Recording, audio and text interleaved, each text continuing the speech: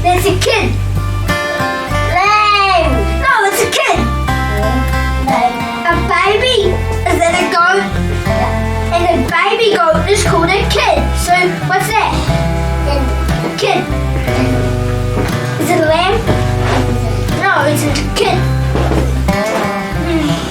Hello, so today is Tuesday again, and I taught Bible story this morning, and now I'm doing a bit of baking while I'm at home. I made some Lunchbox Bars. They're a recipe that I got off like a Frugal Living Facebook group. So they're quite a nice one, and they're one you can use, you know, a cup of coconut or a cup of bran or, you know, a cup of rolled oats or a cup of muesli. So I quite like ones like that because you can always make them a little bit different every time you want, every time you make it, or you can just, you know, use what you have. So I will share that recipe, show you what it looked like when it's cooked. You can probably tell from the videos that I share that I get a lot out of teaching the Bible stories. I hope the children pick up something, but I definitely find them really helpful for myself because it's pretty much just Bible study. So today we did the story of God providing manna and quails, and last week we did the story of God providing water at Marah, and then next story is about water from the rock. So we're kind of talking about God providing our needs. And the verse that we did, because sometimes I like to teach a Bible verse along at the same time that goes along with the story, the one we did today was, give us this day our daily bread. So in the story, when the people had a need for food, they started complaining instead of praying to God. So anyway, what I learned from the story for myself is that God provides day by day. The verse, give us this day our daily bread. Sometimes we look too far ahead into the future, and that's why we can sometimes get fearful or overwhelmed, because we're looking at tomorrow and not today. God only provides for today. And on Sunday at church, the Bible reading that was read was from Luke, and it had the Lord's Prayer as well, and it said, give us day by day our daily bread. So we need to trust God day by day, and that can be really hard. I find that really hard. I would rather see, you know, like all the future, how God is going to provide in the future.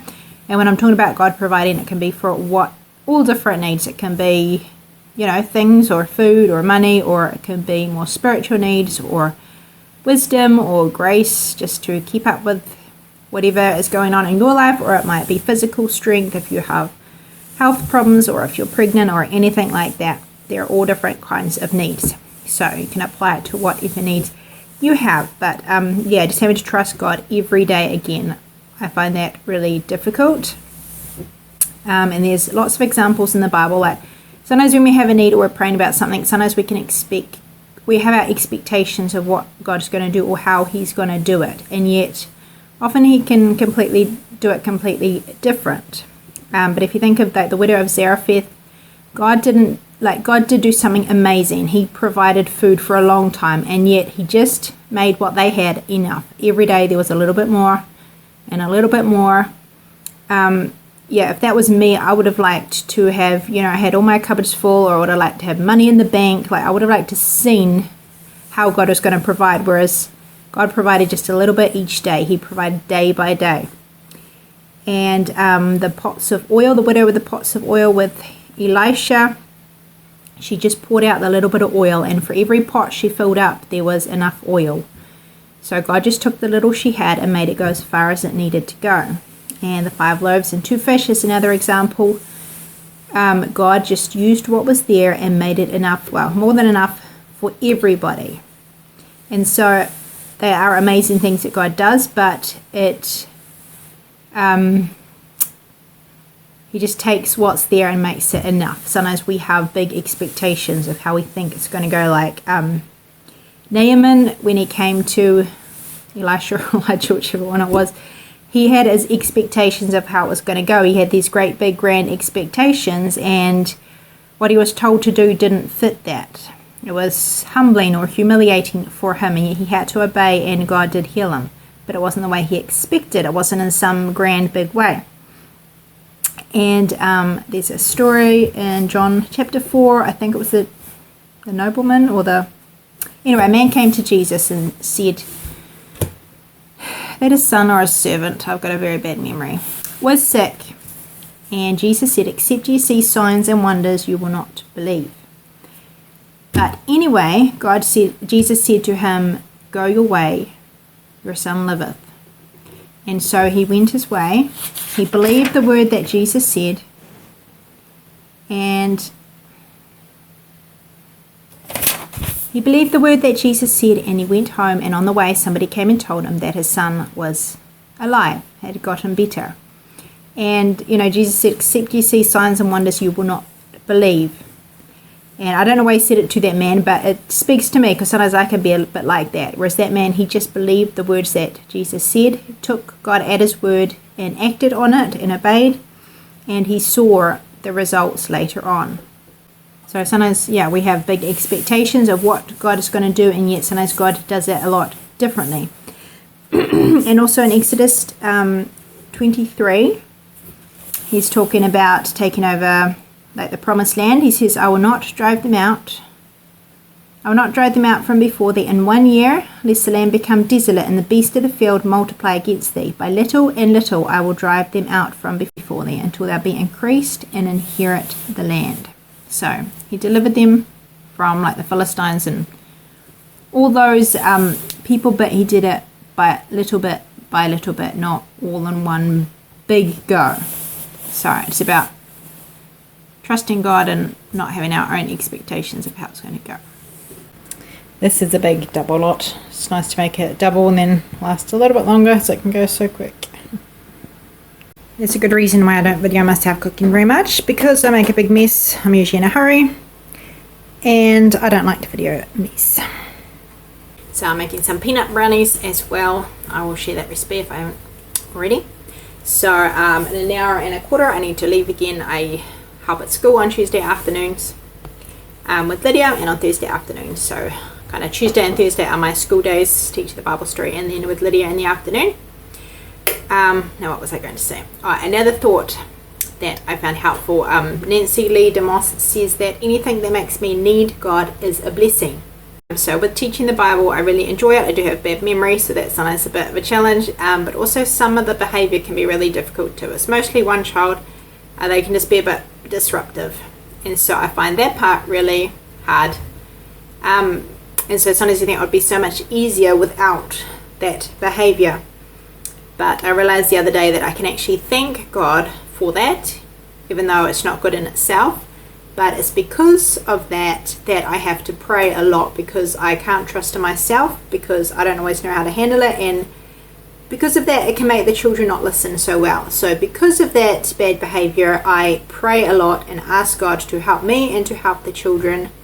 And so it's because of that I need God so much. And so whatever it is in any part of our life that we find hard, we can thank God for those things, because those things make us see how much we need God. So anything that makes us need God is a blessing, even though it may not be a good thing in itself. So I found that a helpful thought. A nice Christian movie for kids, which is kind of our old one that I watched years ago. That is called Telling Kelly. For some reason I can't stick it on my playlist, but I will link it down below, and it's about a Christian artist who meets a little deaf girl, and he tries to reach out to her because she's very lonely, doesn't have friends, and she's also not a Christian either, so he wants to try to share his faith with her, but he can't really communicate with her other than his drawing. And so he tries to use his ability as an artist to reach out to her and to try to get the gospel across to her. So it's quite an interesting one. And a sermon that I listened to recently, which I really enjoyed, and it was very good and interesting. It's called The Ministry of Encouragement. So I've already put that on my sermon playlist, and it is about, it's about having a ministry of encouragement, but it's about Barnabas, which I've never really thought much about Barnabas before. So that's an interesting one as well.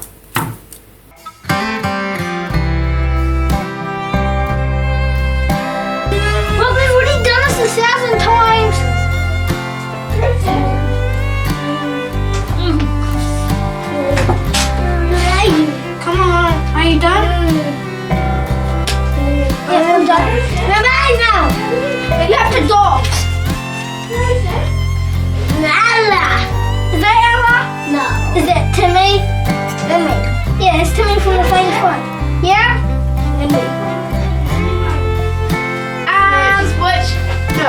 keep video you. Ella. Is it Ella? No. Yeah. No. There's a dog. Yeah. Ella, dear.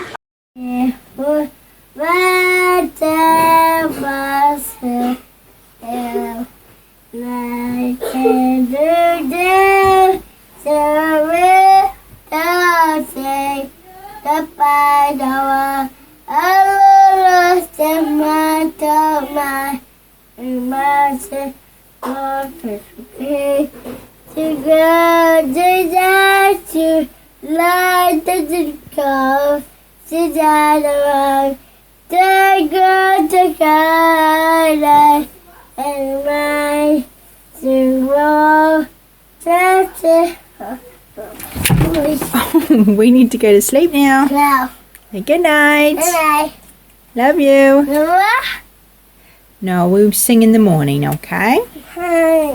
Time for sleep or you'll be tired tomorrow in the morning when you wake up, okay, Lydia?